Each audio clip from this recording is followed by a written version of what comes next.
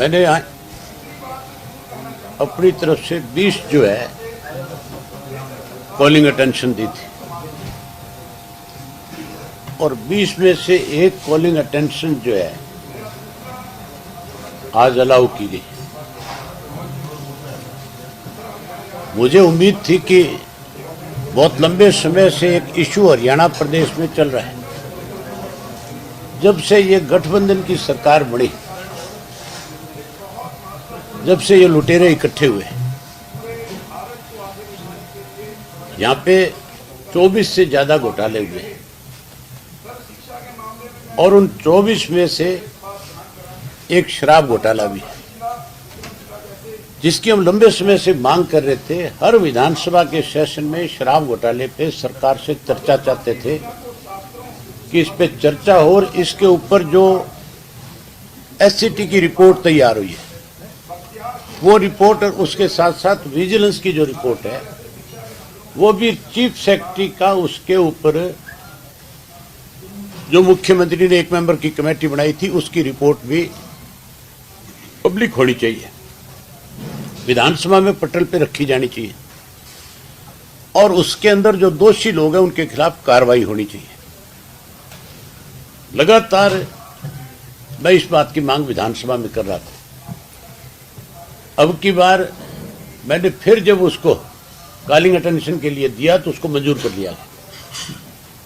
मंजूर तो होगी, लेकिन मंजूर होने के बाद सरकार कैसे इससे टले, जैसे हर बारी टलती रही। पीछे भी मैंने शराब का जो खरखोदा में, सोनीपत में जो मामला हुआ था, जो लाखों पेटियां शराब की जो है अवैध रूप से निकाली गई थी, उनके ऊपर विधानसभा में चर्चा करनी चाह रहा था। वो भी मेरा एडमिट हुआ था। उसको ये कह करके इन्होंने कि ये तो सब जुडिशियल मैटर, इस पर चर्चा नहीं हो सकती, जबकि कोई सब जुडिशियल था ही नहीं। अब की बार फिर उसको कैसे टाला जाए, इसके लिए मुख्यमंत्री से चिट्ठी लिखाई गई स्पीकर को और चिट्ठी में ये लिख दिया कि शराब से जुड़े मामले का रिप्लाई जो है होम मिनिस्टर देगा, जबकि एक्साइज मंत्री को देना चाहिए था। अगर मान लो कोई मिनिस्टर प्रेजेंट नहीं है, कोई भी कॉलिंग है, कोई क्वेश्चन अवर है, उसके अंदर फिर कोई दूसरा मंत्री खड़ा होकर के जवाब देता है। हैरानी की बात है, पिछली दफा एक मेरा क्वेश्चन लगा हुआ था जिसपे होम मिनिस्टर है जवाब देना था, होम मिनिस्टर हाउस में था नहीं। मैंने जब कहा कि भाई मेरी बात का जवाब कौन देगा, तो मुख्यमंत्री तुरंत खड़े होकर के उसका रिप्लाई करने लग गया। उस रिप्लाई में भी मुख्यमंत्री ने इस तरह के शब्द जोड़ दिए जिनका कोई संबंध नहीं था। बाद में उसमें हाउस के इस आपके स्पीकर ऑफिस से 6 लोगों को सस्पेंड किया केवल लिपापोती करने के लिए। आज भी तो जवाब है, होम मिनिस्टर नहीं था तो पार्लियामेंट अफेयर मिनिस्टर दे सकता था, वो नहीं देता तो उसकी जगह कोई और दूसरे मिनिस्टर की ड्यूटी लगती। जवाब देने की बजाय डिप्टी स्पीकर ने उसको जो है डेफर कर दिया। अब जब मैंने स्पीकर से ये पूछा कि भाई इसके ऊपर चर्चा क्यों नहीं करा रहे आप तो कहने लगे कि हमने इसको डेफर कर दिया और आगे बिजनेस का पता करके फिर मैं आपको बताऊंगा कि किस डेट को कराएंगे। मैंने कहा मुझे आप डेट बता दें, जो डेट आप बताओगे मैं उस डेट के ऊपर अपनी तैयारी कर लूंगा। पहले डेट बताओ कि इस सेशन में कराओगे कि आगे जो सेशन आ रहा है उसमें कराओगे। बजाय मुझे डेट बताने के स्पीकर मेरे साथ बेवजह उलझ जा चला गया और इस हद तक उलझ गया कि स्पीकर जो है अपनी जो लैंग्वेज थी, अपनी जो स्पीकर की भाषा होनी चाहिए एक मेंबर के प्रति, एक मेंबर तो हो सकता है आवेश में आकर के कुछ भी कह दे। सरकार के खिलाफ अगर किसी के पास कोई दस्तावेज है तो वो उस दस्तावेज को पेश करते हुए किसी के साथ उलझ भी सकता है, लेकिन स्पीकर का काम नहीं है कि वो कोई इस तरह की भाषा बोले जिससे हाउस की मर्यादा खत्म हो जाए। अगर मेंबर गलत बोल जाता है तो मेंबर तो माफी मांग लेगा, उसको तो मजबूर कर लिया जाता है इस बात के लिए भी तैने अगर कुछ गलत कहा या तो तू तेरे शब्द वापस ले ले, अदरवाइज तेरे खिलाफ कार्रवाई करेगी। स्पीकर अगर गलत बोलेगा उसके खिलाफ कौन कार्रवाई करेगा। आपने देखा है कि आज जिस तरह से स्पीकर मुझे कह रहा था कि मैं बख्शूंगा नहीं, मैं पहले तो आपके माध्यम से स्पीकर से ये पूछना चाहता हूं कि कितने को लोगों को तूने अब तक बख्शा नहीं है। ये बादशाह उसको अपने घर में तो बोल सकता है, हाउस के अंदर नहीं बोल सकता। ये छूट हाउस में कोई नहीं देगा। ये तो विपक्ष कमजोर है, विपक्ष में मान के चलो कि सरकार से दबता है। अदरवाइज आज ही स्पीकर को इस बात के लिए मजबूर कर लेता कि तू अपने कहे हुए शब्द पहले वापस ले। विपक्ष है नहीं, क्योंकि विपक्ष तो केवल लिपापोती करने के लिए है। जो सरकार चाहती है उसी की भाषा विपक्ष बोलता है। आपने देख लिया होगा कि वो इस तरह की भाषा बोल रहा था और विपक्ष बैठा बैठा कान बोचे बैठा हुआ था। कैसे सरकार को बचाया जाए, स्पीकर 24 घंटे इस काम में लगा हुआ है। सुबह भी सेम यही बात हुई थी। सुबह जब एक इशू मैंने 0 ओवर में उठाया एयरपोर्ट का लेकर के, इनको बड़ी तकलीफ हुई इस बात के कि भी हमें कैसे ये जो झूठा साबित कर रहे हैं। आप सबने देखा है कि मुख्यमंत्री ने अनेक दफा ये बात कही कि हिसार में इंटरनेशनल एयरपोर्ट बन रहा है।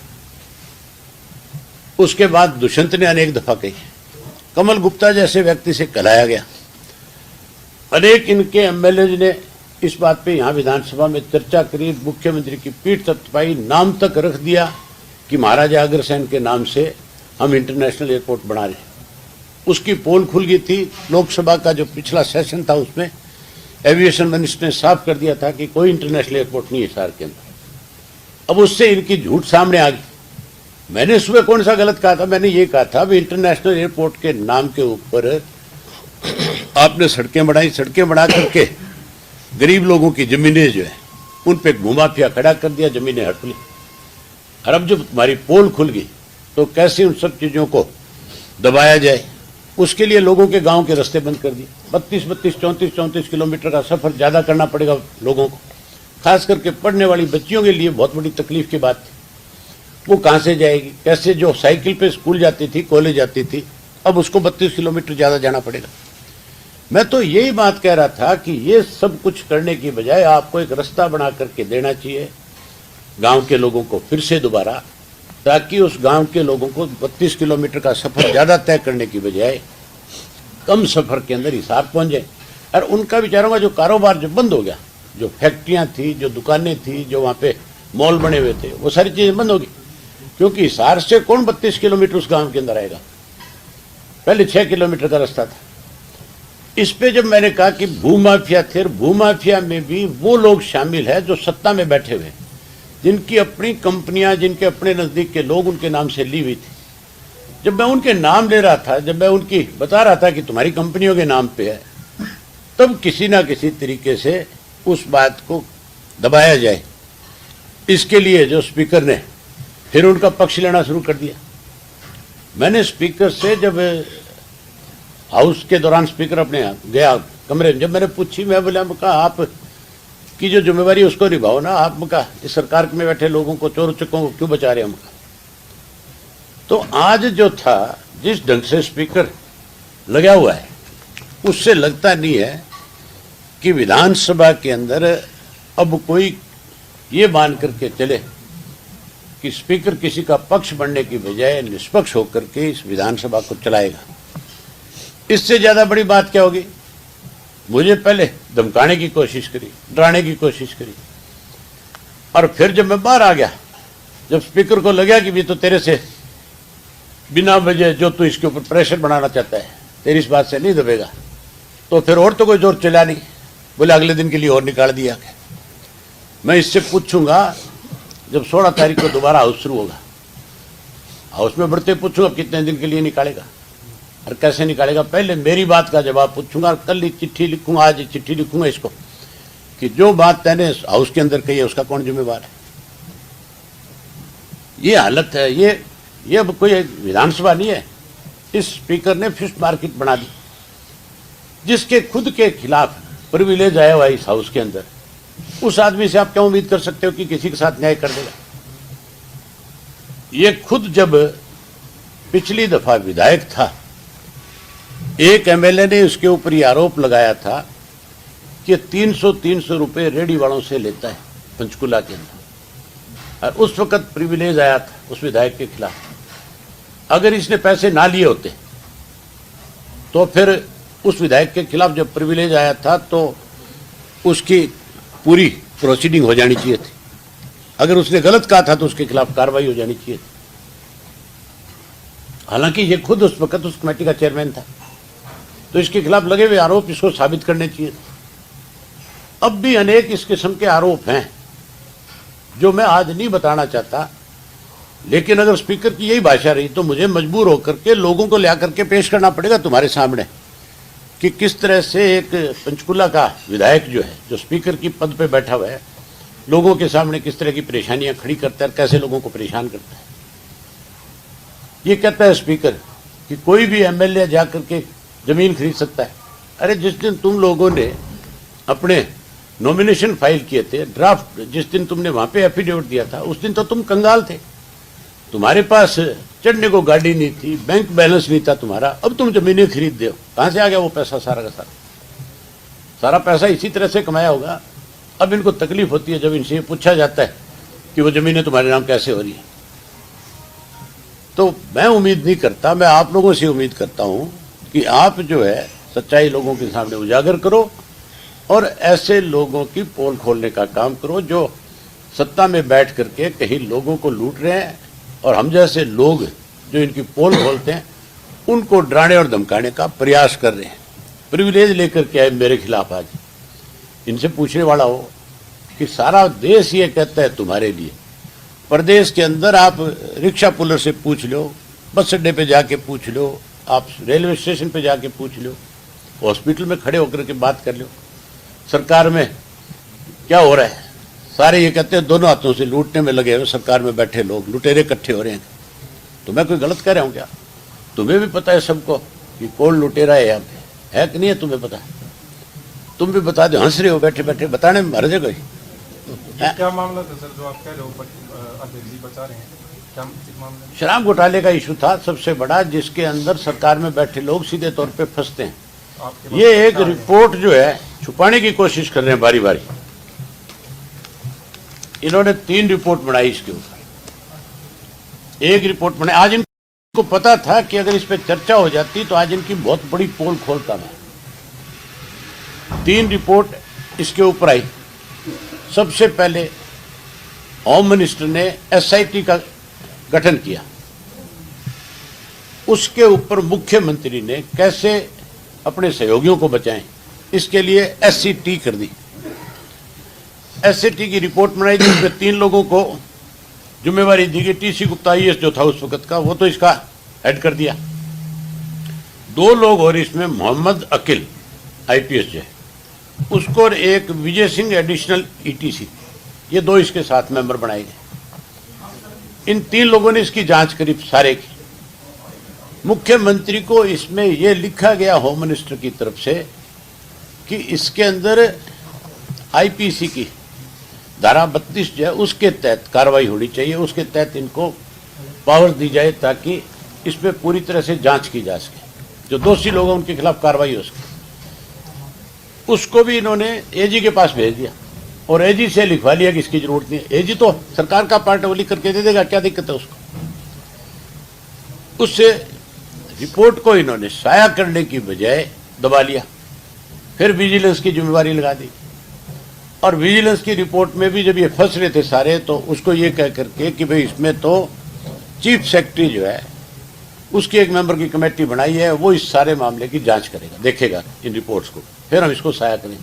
3 साल निकाल दिया।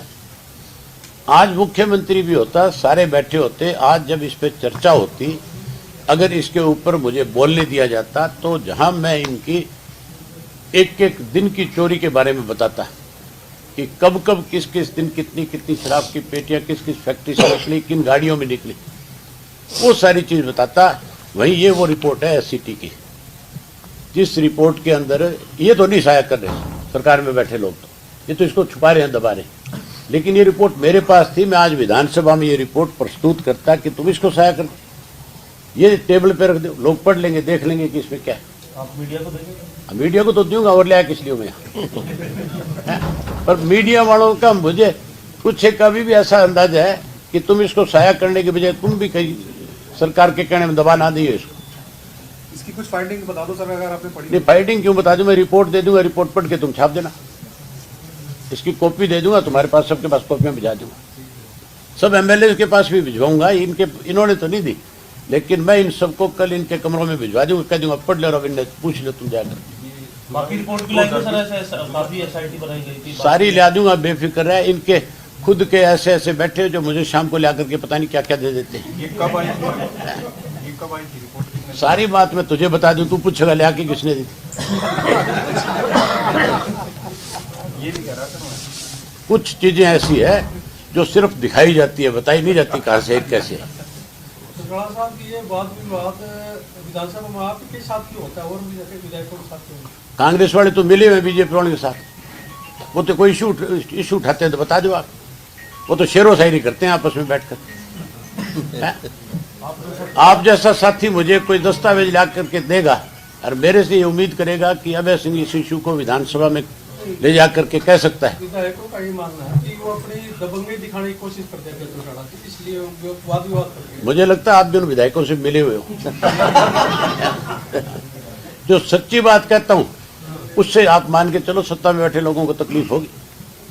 अगर आप कोई गलती करो और मैं आपकी चर्चा नहीं करूं तो या तो मेरे में कमजोरी है कि मैं आपसे कहीं ना कहीं दब रहा हूं।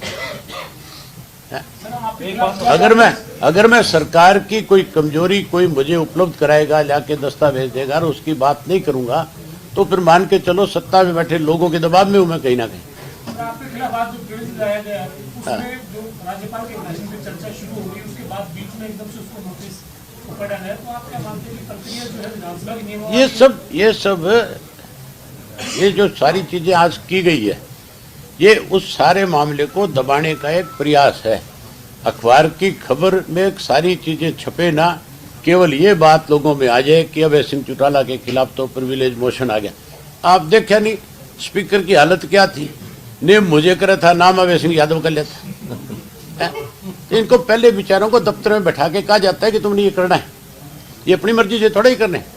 इस विधानसभा में गुप्त मतदान करा लो इस बात को लेकर के कि भी अभय सिंह के खिलाफ प्रिविलेज लेना चाहिए या इन चोर चक्कों के खिलाफ कार्रवाई करनी चाहिए। 90% एमएलए मेरे पक्ष में वोट डाल देंगे अंदर खाने। जिस तरीके से जोगीराम सिहाग इस नोटिस को लाए, हिसार में विरोध कर रहे थे सर, वहीं जमीन को जोगीराम सिहाग भी तो जमीन खरीदनियों में है, ये कौन सा कोई भला है। मैंने आज इसको कहा था, मैं बोला मैं तेरा नाम भी लूंगा, तेने भी खरीद रखी है। कल तक तो ये विरोध करा था, आज ये मेरे खिलाफ प्रिविलेज ले आए। एक आपने बात कही कि जमीन जो है वो खरीद ली गई है, पहले नहीं थी संपत्ति उतनी, वो कितनी जमीन कहाँ खरीदी है? मेरे पास रजिस्ट्रियाँ आ जाएंगी सारी, मैं रजिस्ट्री आने के बाद आपको रजिस्ट्रियों को कॉपी दे दूंगा किस किस के नाम से, किस किस की कंपनियों के नाम से। फिर तुम बता देना लोगों को, मैं तो बताऊंगा ही। अब पद यात्रा करूंगा जब इनकी सबकी पोल खोलूंगा अच्छी तरह, लेकिन आप लोगों से भी उम्मीद करूंगा कि तुम भी लुटेरों के खिलाफ कुछ ना कुछ अपनी कलम चलाओगे। सर, मंत्री संदीप सिंह के खिलाफ जिस तरीके से कल जो नारेबाजी करी, इस्तीफा मांगा गया, मुख्यमंत्री ने कहा कि जब तक आरोप साबित नहीं हो जाते। हमारे मुख्यमंत्री ने एक बयान दिया था इसी हाउस के अंदर, बेटी बचाओ बेटी पढ़ाओ का जब नारा आया था, और उसके बाद कोई इशू पे चर्चा हो रही थी, मुख्यमंत्री ने कहा था भी हमारे प्रदेश में किसी लड़की के सामने कोई उंगली करेगा मैं उसका हाथ काट लूंगा। ये बात कही थी कि नहीं कही थी? वही मुख्यमंत्री कल क्या कह रहा था, जो लड़कियों के कपड़े फाड़ता है, जो अपने डिपार्टमेंट में लड़कियों के साथ बदतमीजी करता है, कल कैसे उसको क्लीन चिट दे रहा था, कल कैसे उसको खड़ा होकर क्या उसमें कह रहा था कि नहीं हटाएंगे नहीं हटाएंगे नहीं हटाएंगे। इतना सूरमा है तो लिया विधानसभा में, पता लग जाएगा। फिर छुट्टी पे किस लिए भेज रखा है? उसकी अपनी पार्टी के अध्यक्ष ने उसको पार्टी की मीटिंग में नहीं बढ़ने दिया। उसको पता था इस बात का, धनखड़ को, कि अगर इसको मीटिंग में बुला लिया तो धनखड़ जिस इलाके से आता है, ये लड़की उसी एरिया की है, झज्जर की। उसको पता था कि तेरे को फिर गांव के अंदर घुसने भी नहीं देंगे, इसलिए वो अपनी जगह बना रहा था। अगर धनखड़ उस लड़की के इतना ही पक्ष में है और धनखड़ चाहता है तो फिर धनखड़ को एज ए पार्टी अध्यक्ष जहां उसको नहीं बुलाया वहां ये कहना चाहिए चीफ मिनिस्टर को, इसको हटाओ तुरंत, हटाना भी चाहिए। मुख्यमंत्री को केवल ये नहीं देखना चाहिए वे तेरा सहयोगी, मुख्यमंत्री को ये भी देखना चाहिए कि तू प्रदेश का मुखिया है, इस प्रदेश के हर नागरिक की सुरक्षा की जिम्मेवारी तेरी है। उस जिम्मेवारी को निभाने की बजाय जो है ऐसे लोगों के साथ खड़ा है जो लड़कियों के साथ बदतमीजी करते हैं, बहन बेटियों के साथ जबरदस्ती करने की कोशिश करते हैं। मुख्यमंत्री को पूछो आप कि आप तो उंगली करने वाले का हाथ काट रहे थे, अब क्या कर रहे हो? अभय जी, जो आपने उनको चोर कहा कि वो हिसार एयरपोर्ट वाली जमीन को लेके कि ये है। अच्छा मुझे एक चीज बता दे तू, मैं इतने लोग बैठे चोर को तू खड़े होके बोल रहा है तो इसका मतलब चोर हो गया कि नहीं हो गया? फिर मैंने कहा भाई वहां पे एक गैंग खड़ा हो गया जमीनों को लेकर के, भूमाफिया खड़ा हो गया। मैंने भूमाफिया कहा तो फिर मिनिस्टर को तकलीफ क्यों हुई? मिनिस्टर को यह कहना चाहिए था कि अगर कोई भूमाफिया है तो उसकी इंक्वायरी कराएंगे, अगर किसी की जमीन लूटी गई है तो हम इंक्वायरी कराएंगे। वो किस लिए खड़ा हुआ? इसका मतलब वो उस लूट में शामिल है। तो मैंने बताया भी अगर आप खड़े होगे तो आप भी हो जाओगे। अच्छा सर, स्पीकर ने कहा कि बिना तथ्यों को लाते हैं आप पर कार्रवाई की जाएगी, आपने सदन को गुमराह किया, ये बोला स्पीकर ने, सुना होगा। स्पीकर से मैंने ये बात भी कही थी, तथ्य की बात करी स्पीकर ने। पीछे विधानसभा का जब सेशन था मैं विधायक चुनकर के आया दोबारा मैंने तभी आरोप लगाया था, आरोप नहीं सच्चाई बताई थी कि मेरे चुनाव में 15-15, 20-20 हजार रुपया मतदाताओं को लुभाने के लिए दिया गया। वो पैसा कहां से आया? तब इसने कहा था स्पीकर ने कि आप कोई तथ्य लेके आओ। मैंने कहा एफिडेविट ला दूं, कार्रवाई करोगे? इसी स्पीकर ने हाउस में ये बात कही थी कि मैं कार्रवाई करूंगा। आज भी मेरे पास सैकड़ों जो है एफिडेविट हैं और कल मैं आपको दे दूं, आप दिखा देना। मैंने स्पीकर को काम कहा एफिडेविट आ गए तो स्पीकर ने मुझे ये कहने की बजाय भी एफिडेविट मुझे दो, कार्रवाई करूंगा, उस बात को ही इसने घुमाना शुरू कर दिया। स्पीकर तथ्यों की बात करता है, मैं वो तथ्य दे दूंगा, पहले कार्रवाई कर देना। हैरानी की बात नहीं है, हमारा मुख्यमंत्री, हमारा जो पंचायत मंत्री है वो बयान देते हैं कि सरपंच करोड़ों रुपए लगा करके सरपंच उठ करके आ गया। तुम्हारी सरकार है, अगर करोड़ों रुपया सरपंच खराब खर्च कर रहा है उसके खिलाफ एक्शन ले लो। ये पैसा लगाया कहां से, लाया कहां से, पूछ लो, तुम सरकार में बैठे हो। मतलब हर आदमी को ये आज यूं कहते हैं भाई ये चोर हैं, ये फलाने हैं, ये धिकड़े हैं, तो फिर मुख्यमंत्री ने सरपंचों को चोर बताया, वो भी एफिडेविट दे दो। नहीं बताया कि नहीं बताया मुख्यमंत्री ने? इस बबली ने बताया, ये भी लाओ एफिडेविट, कौन कौन से चोर है बताए। इनके खिलाफ भी कार्रवाई होनी चाहिए कि नहीं होनी चाहिए? सर, कांग्रेस ने आज जो है पैदल मार्च जो है वो हाई कोर्ट से लेकर विधानसभा तक चलाया। काफी एग्रेसिवली जो है वो कांग्रेस सरकार का जो है वो पॉलिसीज पर जो है विरोध कर रही है, एक स्ट्रॉन्ग मैसेज जो है प्रदेश में देने की कोशिश कर रही है। किस तरीके से देखिए? काम है पार्टी का, उनका फैसला है, करते रहे, पर लोगों को पता है ये मार्च करने वाले मिले हुए हैं। सर, आज मुख्यमंत्री ने जो सवाल पूछे गए थे वहाँ पहचान पत्र का, रोजगार कौशल निगम का, तो वो काफी विस्तार से उन्होंने। आप मुझे एक चीज बताओ, मेरे को एक एसोसिएशन बनी हुई है हरियाणा के अंदर, जिन बच्चों की शादी नहीं हुई, शादी नहीं होने के कई कारण है, सबसे बड़ा कारण है बेरोजगारी। वो जब मुझे मिले तो उनमें 2-3 लड़के ऐसे थे जिन्होंने परिवार पहचान पत्र के ऊपर ऑब्जेक्शन किया।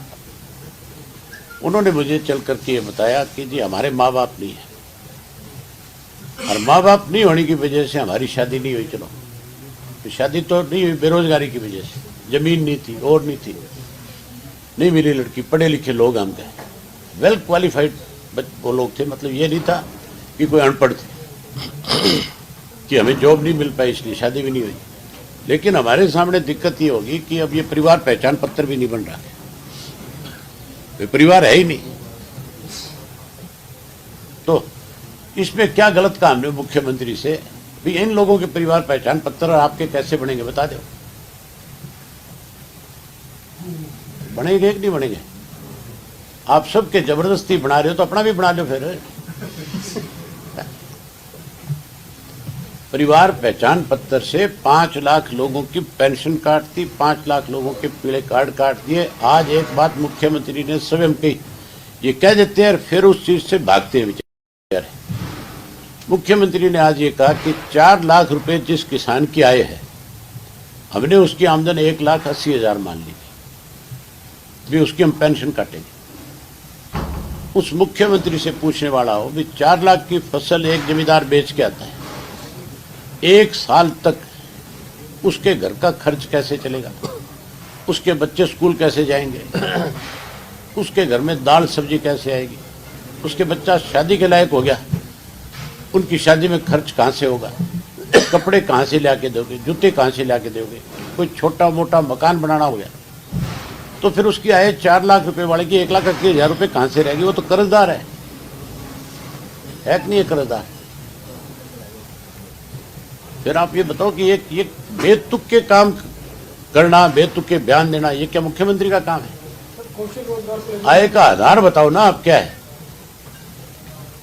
कौशल रोजगार को लेकर उन्होंने काफी डिटेल में आंकड़े दिए, कितने लोगों ने अप्लाई किया, क्या उसकी शर्तें हैं, क्या क्वालिफिकेशन मांगी गई है, काफी आंकड़े दे। संतुष्ट है आपने सर? मुख्यमंत्री से ये पूछ लो आप सिर्फ कि कौशल निगम जो है प्राइवेट लिमिटेड कंपनी है या कोई अलग से लोगों को रोजगार देने के लिए कोई आपने कोई एक नया कोई वो बना दिया, बोर्ड बना दिया? ये बता दें मुख्यमंत्री। ये प्राइवेट लिमिटेड कंपनी के तहत रजिस्टर्ड है, जिस दिन मर्जी इसको आप खत्म कर सकते हो। जो लोग इसमें जॉब कर रहे हैं उनकी जॉब चली जाएगी। तो लोगों को मतलब सरकारी नौकरी देने की बजाय उनको फिक्स पे रखने वाली बात है। और उसमें आपने देखा नहीं किस तरह से लोगों ने दिखाया था कि कौशल रोजगार योजना